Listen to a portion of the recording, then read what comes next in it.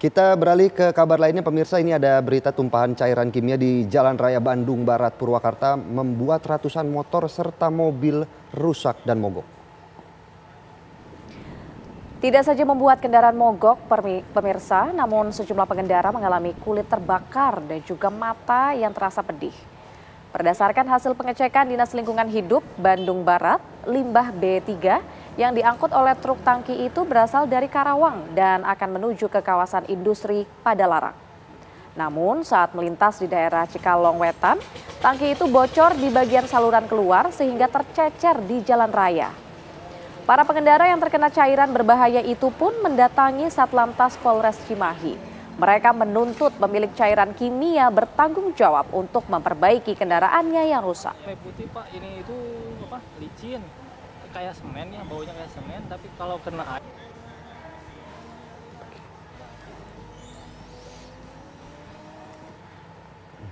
Cairan kimia berbahaya tercecer di jalan sepanjang 8 km di Jawa Barat dan melukai puluhan pengendara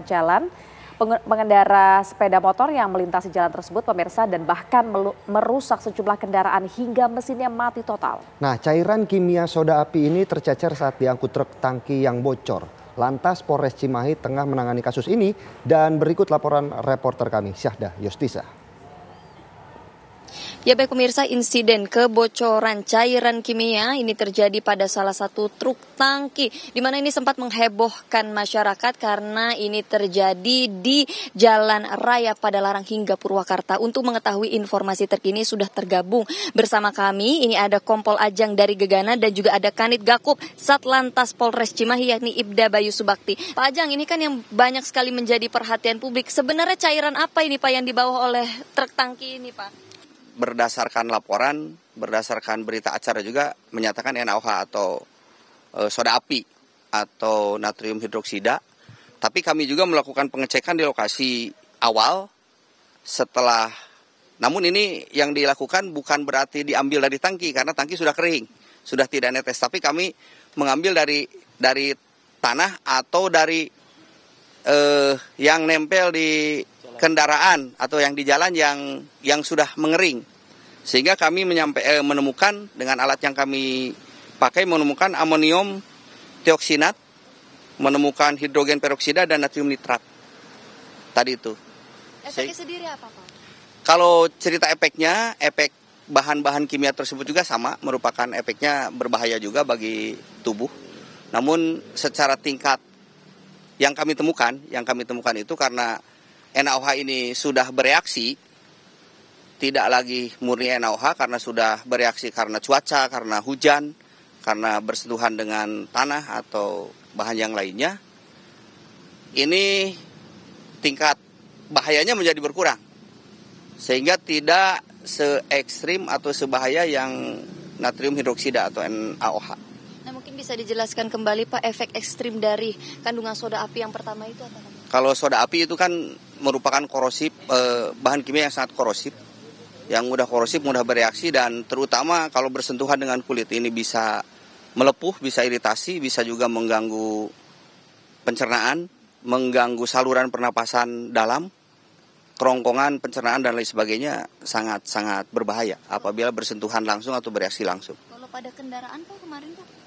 Kalau pada kendaraan kan tergantung bahan kendaraan yang dipakai. Kadang ada yang menempel tidak bereaksi langsung, menempel dan tidak mudah dibersihkan. Ada juga kalau melihat di TKP kan ada kendaraan yang sampai mati atau rusak berat, tidak bisa beroperasi kembali. Itu memungkinkan terjadi karena memang sangat korosif.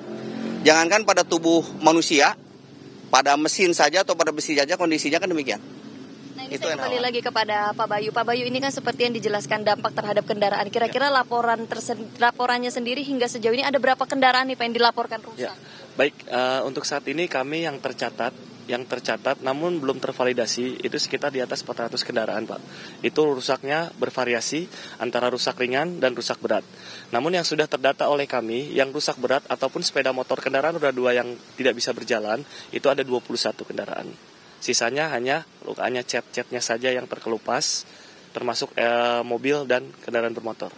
Kalau untuk orangnya Pak, kira-kira berapa korban yang memang terdata? Baik, kalau laporan kemarin yang luka ringan, yang seperti kayak terpapar gatal dan iritasi, itu hanya sekitar 20. Dan untuk sekarang saat ini untuk yang masih dirawat, itu hanya 1 orang di RSUD Cikalongwetan. Yaitu tadi dia pemirsa informasi terkini mengenai update terhadap truk tangki yang mengalami kebocoran. Ternyata kebocoran tersebut adalah cairan soda api dan bisa dilihat di belakang saya ini adalah gambaran dari truk yang mengangkut cairan soda api yang bocor dengan kapasitas sebanyak 20 ton. Sementara demikian dari Bandung, Syahda Yostiza, Taufik Muharfan, TV One mengabarkan. Lantas bagaimana sebenarnya kejadian tumpahnya cairan kimia dari truk di Jalan Raya Bandung Barat, Purwakarta? Sudah bergabung bersama kami Ilham Adillah yang merupakan salah satu korban saat kejadian. Selamat siang, Mas Adillah. Iya, Pak. Mas, mungkin bisa diceritakan terlebih dahulu seperti apa awal kejadian dan apa yang sedang dilakukan oleh Mas Adillah sehingga akhirnya bisa menjadi korban dari tumpahnya cairan kimia ini? Pertama tuh awal tuh pas ketahuan tuh saya di daerah Cikalong, mata pedih. Tiba-tiba pedih, saya berhenti, kirain ada fenomena alam ya, biasa gitu. Ternyata bukan. Nah, 1 kali saya pergi, terus saya cuci, muka udah dicuci, masih tetap maju beberapa meter, tetap gitu lagi. Coba saya tutup kaca helm, ternyata pas saya colek itu bukan air. Gitu. Ketahuannya di situ, lama-lama saya maju-maju terus, motor mati, gitu. Tiba-tiba mati, 3 kali mati, gitu. Lalu kondisi Anda saat ini seperti apa Mas Adillah? Dan kondisi kendaraan yang Anda gunakan pada saat itu juga apakah mengalami kerusakan? Kerusakan hampir 70% dan tidak bisa digunakan sama sekali. Kondisi Mas Adillah sendiri saat ini seperti apa? Kalau untuk luka paling saya ada di kaki aja, karena kaki kan cuma pakai sepatu yang pendek gitu, jadi cairannya masuk ke dalam kaos kaki gitu, nggak terlalu ini sih. Kalau badan alhamdulillah nggak ada yang ini. Berarti posisi Mas Adillah ketika kejadian sedang berkendara bersampingan dengan truk atau seperti apa? Kemudian baru menyadari ada menjadi korban ini, terpaparnya bahan kimia. Kisaran saya kelewatan 5 menit sebelum itu keluar, cairan itu keluar, saya 5 menit sebelumnya mengikuti dia gitu, mengikuti truk tersebut gitu. Baik. Ya, terakhir harapan Mas Adillah sendiri atas kejadian ini seperti apa ke depannya? Saya ya menuntut ganti rugi untuk ini ke depannya, soalnya kan material saya bekerja gitu. Untuk unit kan ini setiap hari dipakai saya gitu. Ya saya minta ganti rugi full aja dari pihak PT-nya gitu. Baik, karena saat ini kendaraan yang digunakan oleh Mas Adillah sebelumnya juga rusak total ya, Mas Adillah ya, tidak bisa digunakan kembali ya. Hampir 70% nggak bisa digunakan sama sekali. Baik, terima kasih atas informasinya Mas Ilham Adillah sudah bergabung bersama dengan kami.